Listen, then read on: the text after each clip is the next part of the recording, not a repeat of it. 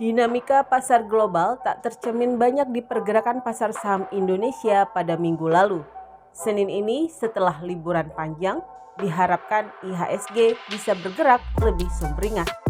Tapi dalam jangka menengah, pergerakan IHSG masih akan terus berkisar di level 6.600 hingga 6.800. Belum ada sektor yang bisa diandalkan. Para investor saham pun harus lebih jeli memilih saham-saham jagoannya.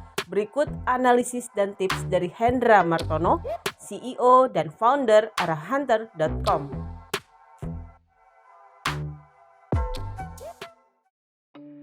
Jadi posisinya secara overall dia memang masih kelihatan nggak kemana-mana. Kalau kita perhatikan, kan dia sempat mencapai salah satu peaknya di 27 April 945, terus kemudian dari yang sempat tertingginya lagi di sini ini 7.305 15 September. Nah, semenjak 15 September itu sampai Desember itu kan dia ranging nih. Kalau kita perhatikan ya dari 2023 ini 3 Januari ini kan 688 tuh. Cuma kemudian dari sana dia cenderung turun. Di awal tahun saya bisa memperkirakan bahwa kemungkinan besar sih IHSG itu kalau bisa mencapai 7.200 di akhir 2023 itu bentuknya sudah bagus. Wah, semuanya pada waduh kok pesimis. Kalau buat saya seorang trader itu nggak boleh yang namanya dia terlalu optimis, terlalu pesimis.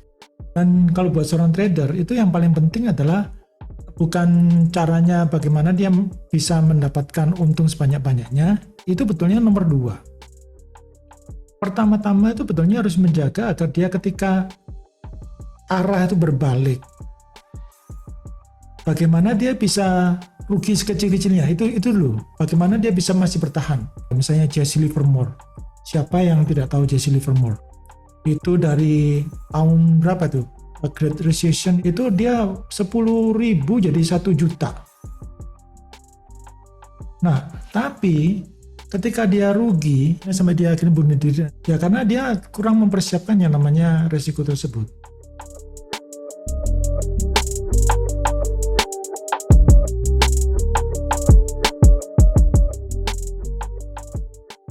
Ada kemarin yang bertanya ini sama saya di live streaming kita ya, pada waktu itu kita menjelaskan pasar. Pak, saya lihat ini mall rame Pak. Penjualan properti luar biasa Pak. Ya, kemudian semua bisnis sudah jalan, semua sudah nggak pakai masker lagi. Mereka mengatakan bahwa kalau kondisi sekarang ini ekonomi ini sudah lagi baik-baik, seharusnya pasar modal mencerminkan hal itu. Enggak. Pasar modal itu leading indikator. Coba deh tanya deh sama teman-teman pebisnis nih. Apakah 2023 ini keuangan mereka tertekan atau malah membaik? Hampir semua teman-teman pebisnis saya, mereka ngomong 2023 ini malah lebih berat daripada 2022. Ini memang lagi jalan, tapi istilahnya kan mesin itu habis mati, lama, begitu jalan, itu ada aja kendalanya. 2023 ini kan mulai menggerakkan roda istilahnya mereka. Tapi masalahnya 2020, 2021, mereka kan banyak yang relaksasi dan sebagainya. Nah, sekarang bank sudah nggak mau lagi kasih relaksasi lagi. Nah, kalau ketika nggak ada relaksasi lagi ininya, nggak kekejar. Kita lihat pembukuan beberapa bank, misalnya ada yang 50 triliun mereka untungnya, mereka juga luar biasa banget, PVV-nya juga masih rendah. Kenapa kok mereka harganya cuma diam-diam begitu aja? Nah, ini yang harus kita cermati. Ya, kalau menurut saya ini harus yang benar-benar kita cermati, karena yang namanya fundamental itu tidak 100% sama dengan yang namanya technical. Kita ngomong deh rencana misalnya The Fed menaikkan lagi Juli nanti, kemarin sudah kedengarannya 25 basis point. Apakah dengan kenaikan tersebut pasar akan turun atau tidak? Belum tentu. Nah, yang terjadi begini, pasar itu kan adalah kekuatan yang lebih kuat, yang lebih percaya. Misalnya sebagian orang ngomong, waduh kalau ini 25 berarti pasar Amerika bergairah lagi nih misalnya. Yang ngomong, wah ini kan naik. Berarti ngapain kita di pasar modal? Mendingan orang-orang masukkan dananya ke deposito 6% loh, seumur-umur mereka dapat dolar 6%. Waduh itu kalau misalnya kita ke Singapura aja, kalau orang-orang ditawarin bunga 3% setahun aja itu mereka sudah girang luar biasa. Kalau saran saya sih terutama kepada para pedagang saham, sebaiknya jangan melihat dari sisi fundamental aja. Karena fundamental, technical itu gampang sekali kadang-kadang itu dipatahkan sama sentimen. Dan dipatahkan sama kondisi yang tiba-tiba.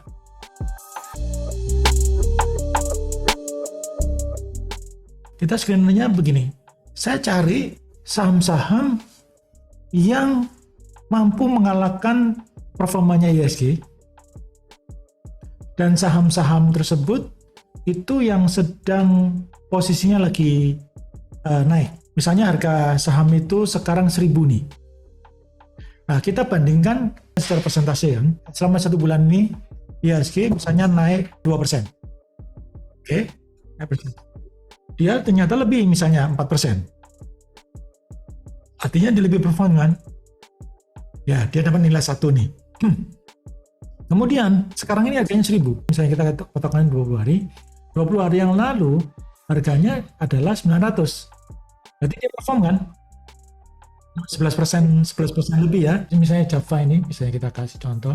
Kalau dia warnanya hijau ini, artinya dia performanya dia lebih besar daripada IHSG. Dan harganya dibandingkan 20 hari yang lalu, harganya lagi naik. Yang ini nih, itu namanya, kita panggil ini namanya strength to composite. Saya lebih prefer strength to composite ini untuk melihat satu saham. Karena kadang-kadang kalau kita melihat misalnya bid over satu saham dan sebagainya, ya itu menurut saya sih terlalu gampang untuk dimainkan. Tapi kalau sudah kejadian, itu nggak mungkin. Walaupun masih bisa dimainkan, ya tetap aja kalau ada orang punya banyak duit yang mau mainkan sehingga chartnya itu bisa seperti yang berlaku sekarang. Nah, itu juga bisa kejadian. Yang ini ya, warna hijau ini ya. Dia performanya lebih tinggi daripada IHSG dan harganya lebih kuat daripada 20 hari sebelumnya. Ya, kalau kuning, harga performanya dia lebih bagus daripada IHSG. Ya. Tapi harganya dia sedang turun. Nah, itu kita sebut namanya momentum. Momentumnya dia sedang turun.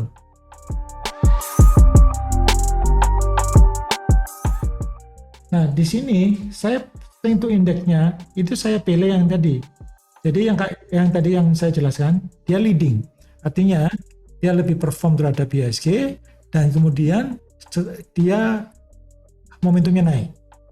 Improving ini dia mungkin IHSG naik misalnya katakanlah 2%, atau IHSG itu minus misalnya katakanlah minus 2%, ya dia minusnya lebih dalam lagi gitu. Nah jadi istilahnya dia belum mampu mengalahkan performa IHSG. Nah tapi harganya dia itu 1.000, 1 bulan yang lalu 900. Maka dengan cara seperti itu, maka langsung kedapatan nih ada 1, 2, 3, 4, 5, 6, 7, 8 saham yang berpotensi. Cuma beberapa saham dengan sistem tersebut itu biasanya sudah cenderung naik banyak. Ini contohnya Java atau MPMX ini. Nah, ini MPMX ini lagi jalan nih. Ini bagus nih. Nah, ini. Lihat ya. IMAS naik terus itu mulai pink ya. Dia naik, turun, selesai konsolidasi.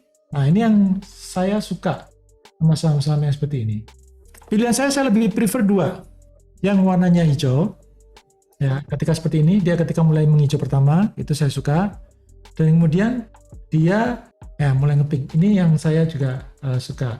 Kemudian IMAS, ITMG, ini juga kasusnya bersama. Lihat ya, turun dalam, terus kemudian mulai ngepink. Ini kan artinya harganya ini turun kan, ya.